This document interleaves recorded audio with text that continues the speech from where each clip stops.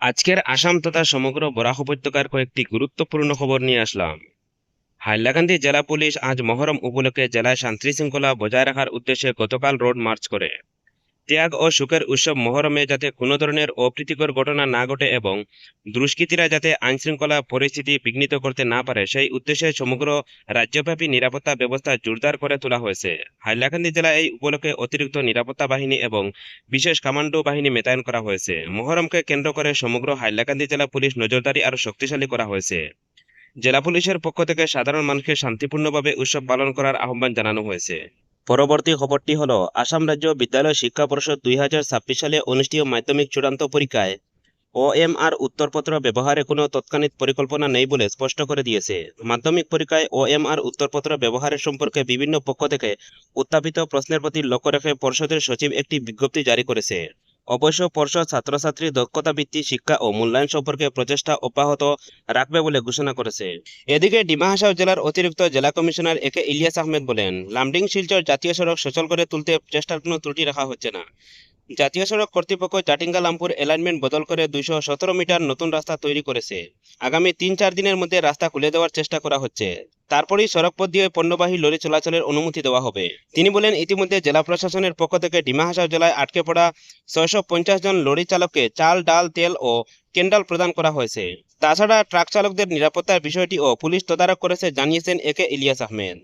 পরবর্তী খবরটি হলো, লায়ন্স ক্লাব শিলচর সেন্ট্রাল এবং লায়ন্স চক্ষু হাসপাতাল শিলচরের উদ্যোগে এবং লায়ন্স ক্লাব অব বদরপুর গেটারের ব্যবস্থাপনায় আগামী সোমবার বেলা 10টা থেকে দুপুর 2টা পর্যন্ত বদরপুর অখণ্ড মণ্ডলী টেনিস গ্রাউন্ড কলোনিতে বিনামূল্যে একটি চক্ষু পরীক্ষা শিবির অনুষ্ঠিত হবে।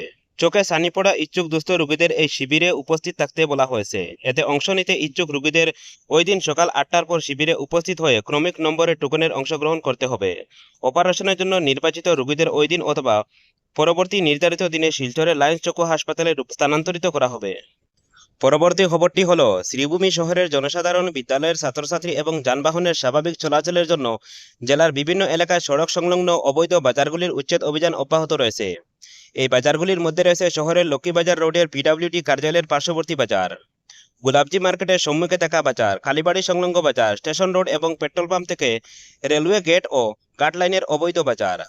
আজ শ্রীভূমি জেলার অতিরিক্ত আয়ুক্ত পুলিশ বাহিনী নিয়ে শহরের গুলাবজি মার্কেট ও পৌরসভা পরিচালিত সন্তরবাজার এলাকার অবৈধ ফুটপাত দখলদারীদের বিরুদ্ধে অভিযান চালান। শ্রীভূমি জেলার ফুটপাত দখলমুক্ত করার উদ্দেশ্যে এই অভিযান শুরু করা হয়েছে বলে জেলা প্রশাসনের পক্ষ থেকে জানানো হয়েছে।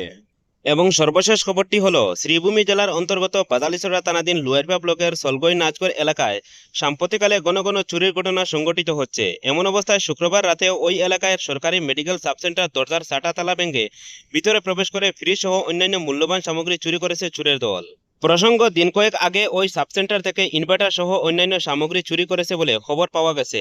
এছাড়া গত 5-6 দিন আগে সলগই নাচগড় এলাকায় জৈনক অকিল দাস, লক্ষণ কানু এবং কুটনচন্দের বাণিজ্যিক প্রতিষ্ঠানে চোরেরা হানা দিয়ে বহু টাকার সামগ্রী চুরি করেছে। পুলিশ সংগঠিত চুর সংক্রান্ত সব ঘটনা তদন্তের নামে ও চোরদের টিকির নাগাল পায়নি এখনো। এলাকায় ঘন ঘন চুরির ঘটনা স্থায়ী চোরদের পাশাপাশি বহিরাগত চোরদের জড়িত বলে ধারণা করেছেন একাংশ আতঙ্কিত জনগণ। এ ব্যাপারে এলাকার মানুষ পুলিশ প্রশাসনের আন্তরিক হস্তক্ষেপ কামনা করেছেন।